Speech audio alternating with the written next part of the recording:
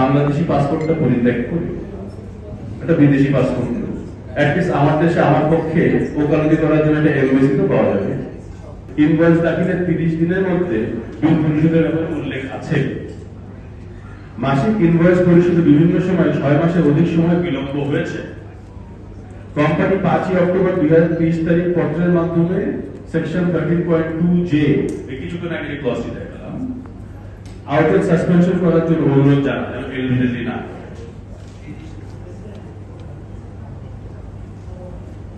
গত 5 নভেম্বর 2023 তারিখে embassy of People's Republic of China in Bangladesh বিদ্যুৎ বিভাগ বরিশাল ইলেকট্রিক পাওয়ারের বকেয়া বিল পরিশোধের জন্য পত্র প্রদান করেছে। আমি এখন চিন্তা করছি বাংলাদেশি পাসপোর্টটা পরিত্যাগ করি, একটা বিদেশি পাসপোর্ট অ্যাটলিস্ট আমার দেশে আমার পক্ষে ওকালতি করার জন্য একটা এমবেসি তো পাওয়া যাবে। কি বলে? তো কোম্পানি গত 12 তারিখ 2022 ইভেন্ট অফ ডিফল্ট নোটিশ প্রদান করে এবং পিপিএস সেকশন 13.2 জে অনুযায়ী মে থেকে ডিসেম্বর পর্যন্ত এক্সেস আউটেজের বিপরীতে এলবি যে কর্তন করা হয়েছে সেটা হ্রাসকরণ কিংবা রিটার্ন করার জন্য আবেদন করে। কোম্পানি তার বিষয় উল্লেখ করে যে ইনভয়েস পরিশোধে দীর্ঘ সময় বিলম্ব হওয়ায় পিপিএস সেকশন 13 জে অনুযায়ী কোম্পানি বিদ্যুৎ কেন্দ্র থেকে ডিপেন্ডেবল ক্যাপাসিটি বিদ্যুৎ সরবরাহের বাধ্যবাধকতা থাকিবে না। এক্স্যাক্টলি এই জিনিসটাই কিছুক্ষণ আগে আমি যা দেখিয়েছি তাই এখানে আছে। বুঝে এই যে এক্স্যাক্টলি আপনাকে যে ক্লজটা আমি দেখিয়েছি সেই ক্লজটি তারা এখানে উল্লেখ করেছে। নিচে যান। এটা কিন্তু বিডিবির অ্যাডমিশন, বিডিবি অ্যাডমিট করছে যে এটা সরাতে এখান থেকে হতে 30 দিন ডিউ ডেটের পরে আরো 10 দিনের মধ্যে বেশি বিলম্ব বিল প্রদান করা হবে। বিদ্যুৎ কেন্দ্র পরিচালনা করার জন্য বাবর অধিকার সাসপেন্ড হবে। এটা পিডিবি কিন্তু অ্যাডমিট করছে তার অধিকার সাসপেন্ড হবে উপরোক্ত ক্লজ অনুযায়ী। এটা পিডিবির নিজস্ব বিষয়। তবে উক্ত সময়ে কোম্পানি পূর্ণ ক্যাপাসিটি প্রাপ্য হয়ে যাবে।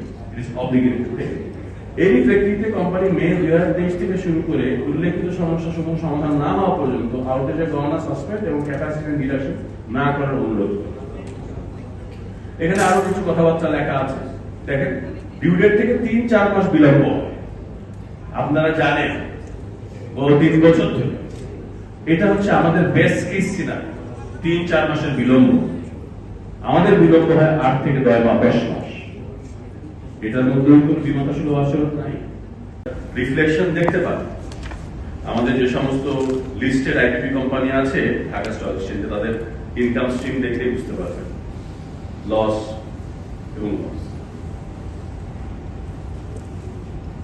তো এই যে 8-10 মাসের যে এখন যে প্রায় বকেয়া, এবং তার আগে মিডিয়ানে সবচেয়ে কম ছিল 4 মাস, মিডিয়ানে বোধহয় 6 থেকে 7 মাসের মতো হবে। এই সময় আমরা বিদ্যুৎ কেন্দ্র পরিচালনা করেছি কিভাবে, জ্বালানি আমদানি করেছি কিভাবে, এখন তো মনে হয় কেমনই বা করেছি, ওরা বোধহয় ঠিক হয়। আমরা দেশীয় উদ্যোক্তা হিসেবে দেশের স্বার্থ সংরক্ষণ করছি। বিভিন্ন ব্যাংক এবং অর্থ লগ্নিকারী প্রতিষ্ঠানের কাছ থেকে টাকা উচ্চ মূল্যে ধার নিয়ে জ্বালানি,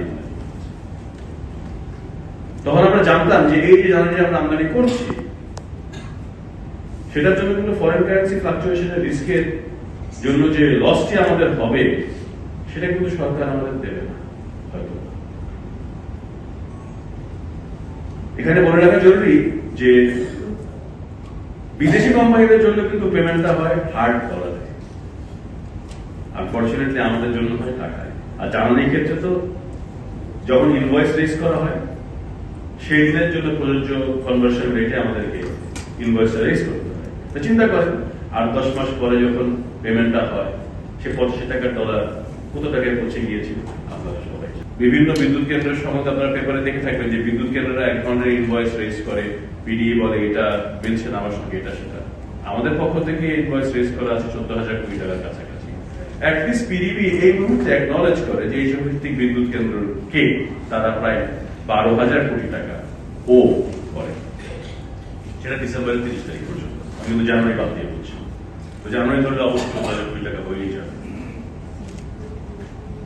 আপনারা এটাও জানেন যে 2022 সাল থেকে এ পর্যন্ত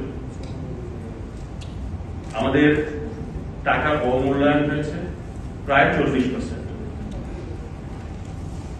84-85 টাকা ডলার থেকে এখন আমরা প্রায় 122 টাকায় চলে এসেছি।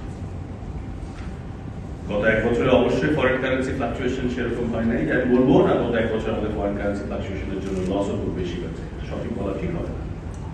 কিন্তু তার আগে 2022 থেকে 2024 পর্যন্ত ফরেন কারেন্সি ফ্লাকচুয়েশনের জন্য কিন্তু আমাদের যে আইবিএ বিদ্যুৎ কমিউনিটি আছে তাদের প্রায় 5,000 কোটি টাকা সরাসরি লস হয়েছে। এটা ক্যাপিটাল লস বলা যায় এবং এটা আমাদের মূলধন থেকে সরাসরি চলে গিয়েছে।